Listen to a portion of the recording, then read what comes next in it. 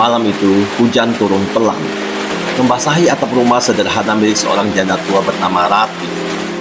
Usianya sudah 60 tahun, rambutnya memutih di beberapa bagian, punggungnya mulai membungkuk, tetapi tangannya masih setia bekerja demi membantu kehidupan anak semata wayangnya. Di kampung kecil itu, Rati dikenal sebagai perempuan sabar. Setelah suaminya meninggal belasan tahun lalu, ia membesarkan putranya, Damar, seorang diri. Ia rela menjual sawah warisan, bekerja mencuci pakaian tetangga, bahkan pernah tidak makan 2 hari demi membayar biaya sekolah anaknya. Dan ketika Damar akhirnya menikah dengan seorang wanita bernama Karin, Rati percaya hidupnya akan tenang. Awalnya, Karin terlihat seperti menantu idaman. Wajahnya lembut, tutur katanya manis, dan ia selalu memanggil Rati dengan sebutan Mama. Namun, semua itu perlahan berubah setelah pernikahan berjalan 6 bulan. Sikap Karin mulai dingin. Ia sering membentak Rati hanya karena hal kecil. "Kalau nyapu jangan lama-lama, Mama bikin debu masuk ke kamar," bentaknya suatu pagi. Rati hanya diam sambil menahan sesak di dada. Ia tidak pernah melawan. Dalam pikirannya, mungkin Karin hanya lelah. Mungkin semua menantu butuh waktu untuk beradaptasi. Tetapi ternyata kebencian Karin jauh lebih dalam dari yang dia bayangkan. Suatu malam, Rati tanpa sengaja mendengar percakapan Karin dengan seseorang lewat telepon. "Kalau perempuan tua itu mati, rumah ini otomatis jadi milik Damar. Aku capek hidup sempit begini." Rati sangat terkejut mendengar hal itu di balik pintu. Tangannya gemetar. Namun ia mencoba berpikir positif. Ia terus meyakinkan dirinya bahwa mungkin ia salah dengar. Sampai kejadian itu terjadi. Pagi hari setelah subuh, Rati terbangun dengan tubuh lemas, dadanya panas seperti terbakar. Perutnya melilit hebat sampai ia muntah berkali-kali di kamar mandi. Karin yang melihat malah memutar mata kesal. "Mama jangan drama deh, baru sakit sedikit aja ribut." Damar yang hendak berangkat kerja hanya berkata singkat, "Istirahat aja, Ma." Rati mengangguk pelan, padahal saat itu pandangannya sudah mulai berkunang-kunang. Sepanjang hari kondisinya semakin parah. Tubuhnya dingin, bibirnya pucat kebiruan, dan napasnya tersengal-sengal. Tetangga yang melihat akhirnya memaksa membawa Rati ke puskesmas, dan di sanalah semuanya mulai terungkap. Dokter memeriksa Rati dengan wajah serius. "Ini bukan sakit biasa," katanya pelan. Damar yang baru datang langsung panik. "Maksud dokter?" Dokter menarik napas panjang sebelum berkata, "Ada indikasi zat berbahaya masuk ke dalam tubuh beliau." Ruangan mendadak sunyi. Damar menoleh ke arah ibunya dengan wajah pucat. "Diracun?" Dokter tidak langsung menjawab, tetapi ekspresinya sudah cukup menjelaskan. Rati hanya menatap langit-langit ruangan sambil menahan air mata. Ia teringat semangkuk sup hangat yang dibuat oleh Karin malam sebelumnya. Sup yang rasanya sedikit pahit, sup yang dipaksa Karin untuk dihabiskan. "Mama harus makan semuanya biar cepat sehat." Kalimat itu tiba-tiba terngiang di kepalanya. Sementara di rumah, Karin terlihat gelisah. Ia mondar-mandir sambil menggigit kuku. Karena racun yang ia campurkan seharusnya bekerja lebih cepat. Ia membeli racun itu dengan alasan untuk membunuh tikus, tetapi sebenarnya targetnya bukan tikus. Targetnya adalah Rati, ibu mertuanya sendiri. Karin sudah terlalu muak hidup bersama mertuanya. Baginya, Rati hanyalah beban. Perempuan tua yang dianggap menghambat kehidupannya. Ia ingin rumah itu dijual, ia ingin uang warisan. Dan selama Rati masih hidup, semua itu tidak akan terjadi. Malam harinya, kondisi Rati memburuk drastis. Jantungnya hampir berhenti. Dokter dan perawat sibuk berlarian. Damar yang melihat ibunya terbaring penuh selang akhirnya menangis untuk pertama kalinya setelah bertahun-tahun. "Ma, jangan tinggalin Damar." Rati membuka mata perlahan. Di tengah lemah tubuhnya, ia justru menggenggam tangan anaknya sambil berbisik pelan, "Jangan benci istrimu." Kalimat itu membuat perawat yang mendengar sampai menunduk haru. Bahkan setelah hampir dibunuh, Rati masih memikirkan rumah tangga anaknya. Namun, Tuhan seolah-olah belum mengizinkan Rati pergi. Setelah melewati malam kritis, keadaannya perlahan membaik. Dan dari sinilah mimpi buruk Karin dimulai, karena polisi akhirnya datang. Ternyata, dokter melaporkan dugaan percobaan pembunuhan setelah hasil laboratorium keluar. Ada kandungan racun pestisida dalam tubuh Ratih. Polisi langsung memeriksa seluruh isi rumah. Karin mencoba bersikap tenang, tetapi wajahnya mulai pucat ketika petugas menemukan botol pestisida tersembunyi di belakang lemari dapur. Lebih parah lagi, sidik jari Karin ada di botol itu. "Bisa ikut kami untuk pemeriksaan," kata polisi tegas.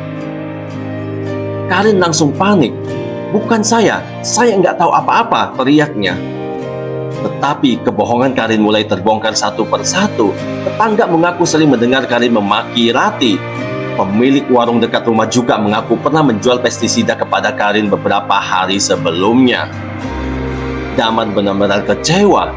Ia tidak menyangka wanita yang ia cintai tega melakukan hal sekecil itu kepada ibunya sendiri. Di ruang pemeriksaan, Karin akhirnya menangis histeris.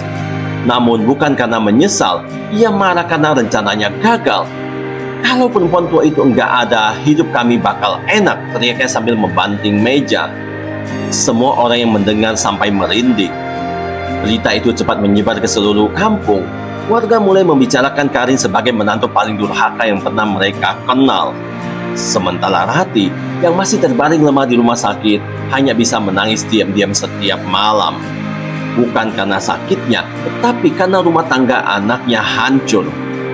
Suatu malam, Ratih meminta Damar mendekat. "Maafin Karin," bisiknya lirih.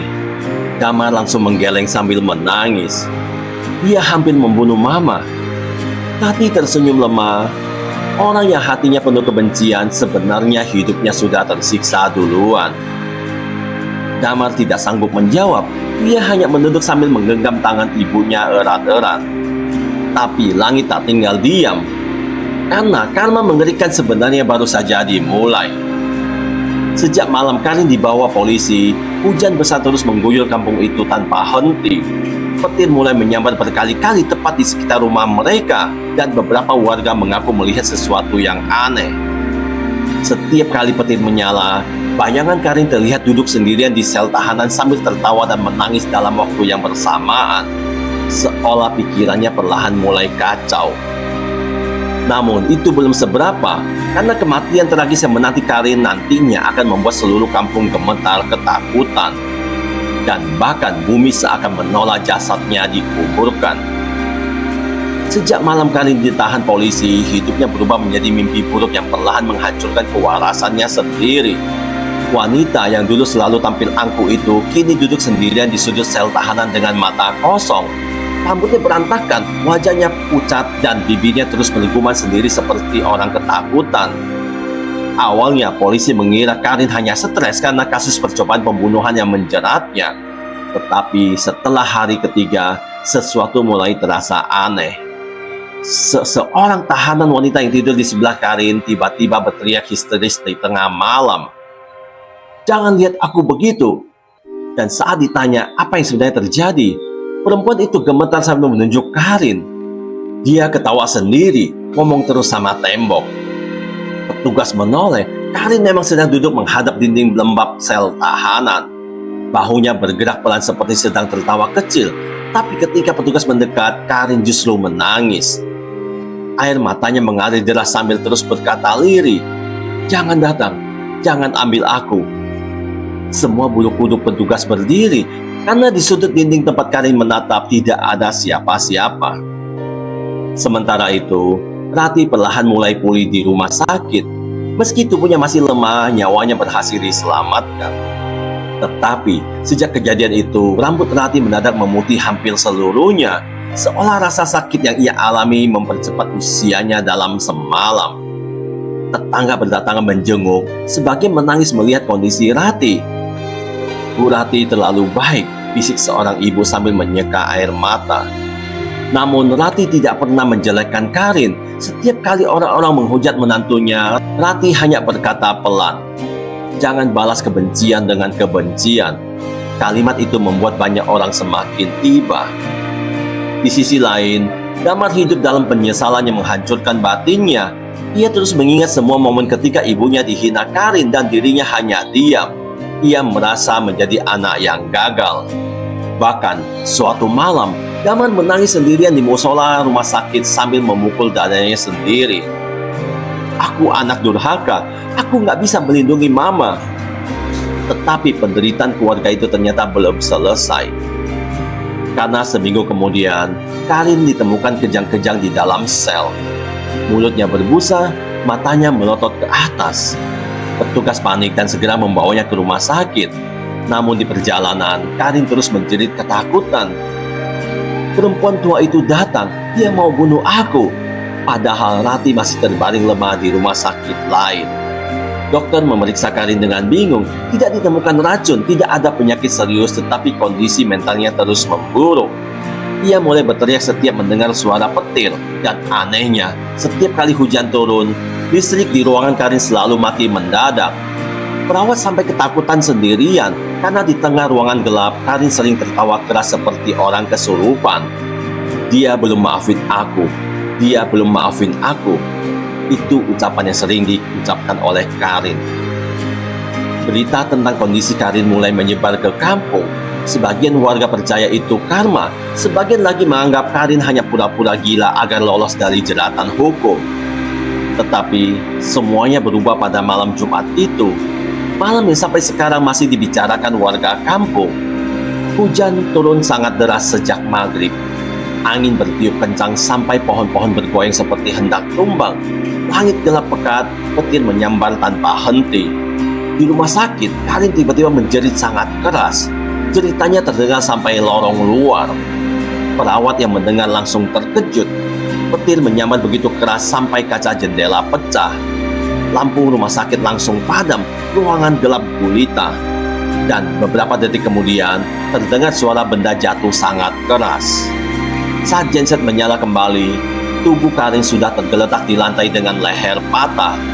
Matanya masih terbuka lebar, wajahnya penuh ketakutan. Semua orang melihat langsung merinding karena seluruh tubuhnya gosong. Kematian Karin membuat seluruh kampung gempar. Sebagian orang diam-diam berkata itu hukuman Tuhan. Namun, kisah mengerikan sebenarnya justru dimulai saat pemakamannya. Hari Karin hendak dikuburkan, langit mendadak berubah hitam, padahal sejak pagi cuaca cerah. Warga yang datang mulai gelisah, angin dingin bertiup aneh, dan ketika jenazah Karin dibawa menuju pemakaman, petir langsung menggelegar sangat keras tepat di atas langit kampung. Anak-anak menangis ketakutan, beberapa orang dewasa sampai menghentikan langkah. Hujan turun mendadak begitu deras seperti ditumpahkan dari langit. Tanah pemakaman yang awalnya kering berubah menjadi lumpur dalam hitungan menit. Namun, prosesi tetap dilanjutkan karena semuanya ingin cepat selesai. Saat jenazah Karin hendak dimasukkan ke liang lahat, tiba-tiba dinding tanah makam longsor. Air bercampur lumpur masuk deras ke dalam kubur. Orang-orang berteriak panik, cepat tarik. Beberapa pria mencoba memperbaiki liang lahat, tetapi anehnya semakin digali, air justru semakin keluar dari bawah tanah, seolah kuburan itu berubah menjadi sumber banjir kecil. Hujan semakin menggila, petir menyambar berkali-kali sangat dekat dengan area pemakaman. Dan yang paling membuat semua orang merinding, kain kafan Karin perlahan terbuka sedikit terkena arus air. Memperlihatkan wajahnya yang tampak menghitam, seorang penggali kubur tua langsung mundur ketakutan. Saya belum pernah lihat begini seumur hidup, tangannya gemetar hebat. Beberapa warga memilih pulang karena ketakutan, tetapi kejadian aneh itu belum berhenti. Saat jenazah akhirnya berhasil dimasukkan kembali, suara petir menggelegar sangat keras tepat setelah tanah pertama dijatuhkan ke pemakaman. Dan di tengah suara hujan, beberapa orang mengaku mendengar suara perempuan menangis dari arah kuburan Karin. Tangisan panjang yang membuat bulu kuduk berdiri. Malam itu, hampir tidak ada warga yang berani keluar rumah. Esokan harinya, makam Karin ditemukan kembali tergenang air. Padahal, makam-makam lain di sekitarnya normal. Berita itu menyebar cepat sampai ke kampung sebelah. Orang-orang mulai datang hanya untuk melihat kuburan yang disebut ditolak bumi. Sementara Rati, ketika mendengar kabar kematian menantunya, hanya menangis pelan. Ia tidak gembira, tidak marah, tidak juga puas. Beberapa hari kemudian, Ratih justru meminta Daman mengajaknya ke makam Karin. Di bawah langit mendung sore itu, Ratih berdiri dengan tubuh renta di depan kuburan menantunya. Air masih menggenang di atas tanah makam. Ratih memejamkan mata sambil berbisik lirih. Semoga Tuhan mengampuni semua kesalahanmu. Damar menangis di samping ibunya, karena di saat semua orang membenci Karin, perempuan tua yang hampir dibunuh itulah satu-satunya orang yang masih mau mendoakannya. Tiba-tiba, kuburan Karin pun mulai mengering. Dan sejak hari itu, warga kampung percaya pada satu hal. Doa orang tua mungkin terdengar lembut, tetapi luka hati orang tua yang disakiti bisa menjadi karma yang mengerikan. Semoga ini bisa menjadi pelajaran bagi kita semuanya.